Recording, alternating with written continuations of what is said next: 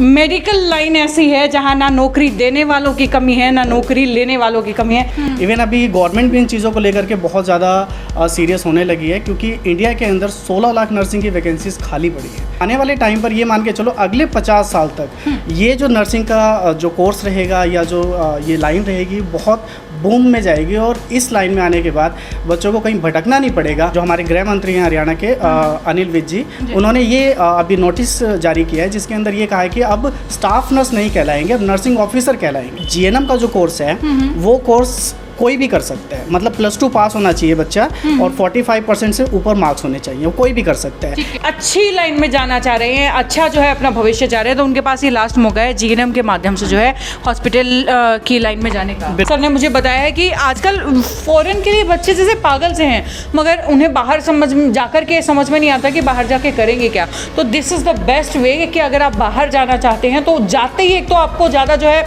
बार बार परेशान नहीं होना पड़ेगा, आपको एक अच्छी लाइन मिली है, उसमें आप जो है बहुत आगे कंटिन्यू कर सकते हैं। बहुत अच्छी अपॉर्चुनिटी है फॉरेन में जाने के लिए बच्चों के पास। भाई ये वीडियो उन लोगों के लिए है जिनकी या तो कोविड काल में नौकरी चली गई या फ्यूचर के बारे में कुछ पता नहीं, और ख़ासतौर से उन बच्चों के लिए जो ग्रेजुएशन कर के बैठे हैं, मास्टर्स करके बैठे हैं और 10,000 की नौकरी के लिए भी यहाँ से वहाँ घूमते फिरते हैं, मगर नौकरी नाम की चीज़ उन्हें मिलती नहीं है। ये वीडियो ख़ासतौर से उन लोगों के लिए, तो फटाफट से इस वीडियो के साथ जुड़ जाइए। और बता देती हूँ कि भाई कोविड काल में आपने एक चीज़ तो देख ही ली होगी कि भाई चाहे जो हो जाए, दुनिया रुक जाए, दुनिया बंद हो जाए, लेकिन एक चीज़ है जो बंद नहीं हो सकती, रुक नहीं सकती, वो है मेडिकल लाइन। जी हाँ, मेडिकल लाइन से जुड़े हुए बच्चों के लिए आज खास तौर से ये वीडियो लेकर के आई हूँ कि अगर या तो हॉस्पिटल में काम कर रहे हैं या ANM, GNM, BSc nursing, post BSc nursing या ऐसे जो कोर्सेज हैं, बी फार्मा जैसे कोर्सेज आप करना चाह रहे हैं, तो ये वीडियो उन बच्चों के लिए है। फिलहाल पहले आपको बता दूं कि ये कहाँ जो है वीडियो शूट कर रही हूँ, ये है ठीक गवर्नमेंट कॉलेज के सामने गली नंबर 1, और आपको लेकर के चलने वाली हूँ हिसार इंस्टीट्यूट ऑफ नर्सिंग, जो जान डाल रहा है ऐसे ऐसे कोर्सेज में और उन बच्चों के लिए सारी समस्याओं का समाधान कर रहा है, जो आज सर पकड़ के बैठे हैं कि भाई अब करें तो करें क्या, ऐसा कौन सा कोर्स करें जिससे हमें आगे जा कर के बेहतर भविष्य मिले और जल्दी से नौकरी भी मिले।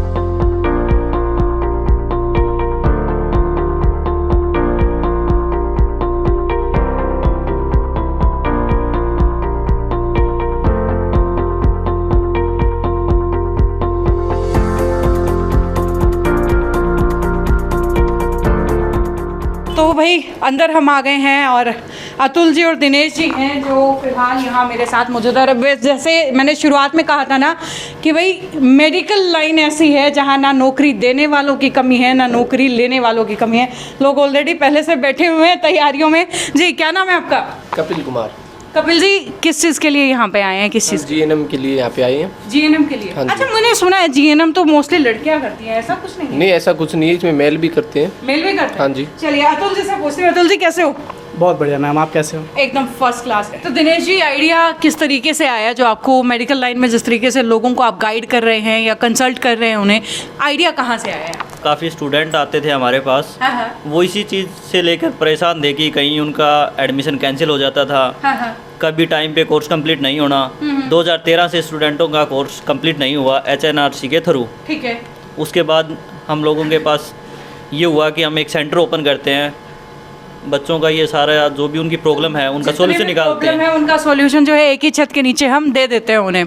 अक्सर कोविड काल के अंदर मैंने देखा था कि सब कुछ ख़त्म हो गया था सिवाय मेडिकल लाइन के। यहाँ जो जॉब कर रहा था वो सुरक्षित भी रहा, फिनेंशियली भी स्ट्रॉन्ग रहा, तो लोग आगे जो है इस लाइन में अब अपना भविष्य बनाना चाह रहे हैं। और आप उन लोगों को क्या नसीहत देते हैं, उन लोगों को लेकर के क्या आपका कहना है? देखिए ऐसा है कि जो पिछला कोरोना काल गया है वो लोगों के लिए बहुत ही पीड़ादायक रहा है। लोग बहुत पैनिक हुए इस कंडीशन में, लोगों की जॉब्स भी गई हैं, प्रॉब्लम्स भी आई हैं। लेकिन मेडिकल सेक्टर एक ऐसा सेक्टर रहा है जहाँ पर लोगों को पर्सनल भी, लोगों ने जिनके पास पैसे थे उन्होंने पर्सनल भी उनको बुलाया है और अपना इलाज करवाया, और वो काफ़ी मतलब मददगार भी रहा है। इवन अभी गवर्नमेंट भी इन चीज़ों को लेकर के बहुत ज़्यादा सीरियस होने लगी है, क्योंकि इंडिया के अंदर 16 लाख नर्सिंग की वैकेंसीज खाली पड़ी है। ये एक बहुत बड़ी चिंता की बात है कि जो बेसिक नीड है आज के ज़माने की, वो अभी हमारे यहाँ पर देखने को मिलता है कि उनकी वैकेंसीज ही खाली पड़ी है। और प्लस में WHO के गाइडलाइन को भी अब गवर्नमेंट ऑफ इंडिया सीरियस लेने लगी है और वो बहुत तेज़ी से ये काम जो है करने लग रही है। तो आने वाले टाइम पर ये मान के चलो अगले 50 साल तक ये जो नर्सिंग का जो कोर्स रहेगा या जो ये लाइन रहेगी बहुत बूम में जाएगी और इस लाइन में आने के बाद बच्चों को कहीं भटकना नहीं पड़ेगा। उनके पास एटलीस्ट एक हुनर होगा, एक स्किल होगी जिसके बेसिस पर वो किसी भी फील्ड में अपने रोज़गार को अपने कैरियर को बना सकते हैं, कंटिन्यू कर सकते हैं। बिल्कुल कोई दिक्कत नहीं आएगी। बिल्कुल, क्योंकि आजकल बच्चों के पास देखिए ये चीज़ तो मैं मानती हूँ कि लोग हैं ना ग्रेजुएशन कर लेते हैं, मास्टर्स कर लेते हैं, फिर भी उन्हें पता नहीं कि करें क्या और सिक्योरिटी कोई नहीं है उनके भविष्य की। Exactly. एक भेड़ चाल बनी हुई है कि नहीं +2 कर ली है तो BA करना है, BCom करना है, BBA करना है।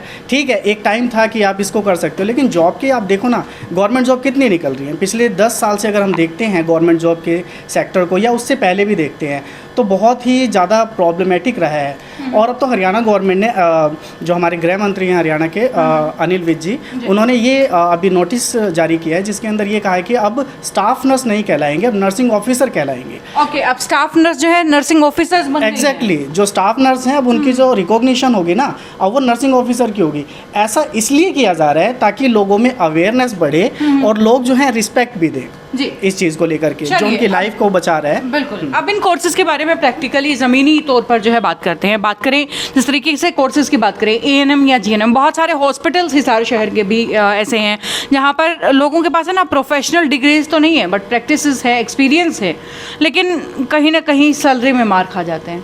उन लोगों की किस तरीके से मदद कर सकते हैं या ऐसे क्या क्या कोर्सेज हैं, क्या खास कोर्सेज हैं आपके पास जो है आज बच्चों के भविष्य को बना सकते हैं? जितने भी हॉस्पिटल्स हैं हिसार के अंदर, अगर आप कोई भी हॉस्पिटल अगर आप सर्च करते हो, कुछ एक हॉस्पिटल है उनको छोड़ करके, तो मोस्टली जो स्टाफ है वो अनट्रेंड है और ये एक बहुत बड़ी चिंता का विषय भी है। अभी क्या है कि हम देखते हैं जितने भी हॉस्पिटल्स हैं उन्हें स्टाफ की रिक्वायरमेंट है, लेकिन जब उन्हें ट्रेंड स्टाफ नहीं मिलता तो उस केस में उन्हें कोई भी पर्सन को जिसको थोड़ी बहुत नॉलेज होती है उसको रखना पड़ता है, तो पेशेंट के लिए बहुत बड़ी प्रॉब्लमेटिक कंडीशन आ जाती है।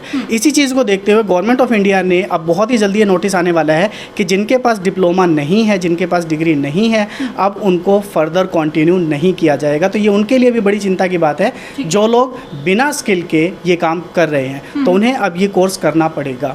ओके, यानी कि ANM और GNM अब कंपलसरी होगा।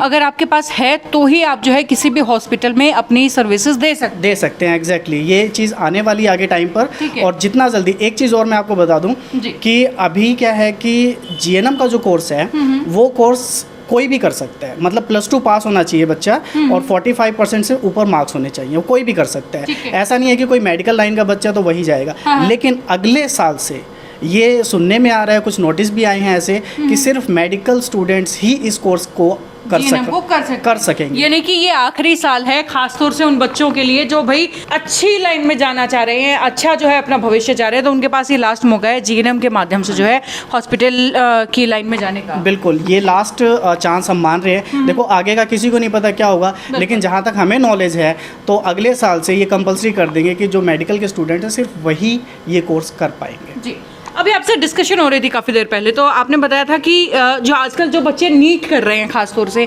और नीट की तो देखिए भेड़चाल इतनी है, बहुत सारे बच्चे क्रैक कर पाते हैं, बहुत सारे बच्चे नहीं कर पाते हैं। BSc एग्रीकल्चर का भी यही हाल है, बहुत सारे बच्चे कर भी पाते हैं, बहुत सारे नहीं कर पाते हैं। तो उन बच्चों के लिए किस तरीके से जो है आप उन बच्चों को अपने साथ जोड़ सकते हैं? देखिए क्या है कि जो बच्चा नीट नहीं कर पा रहा है, पहली चीज़ तो ये है कि बच्चे आजकल के ज़माने में क्या है ईमानदार नहीं रहे हैं, वो एक्सेप्ट नहीं करते हैं कि उनका नहीं हुआ या नहीं होगा।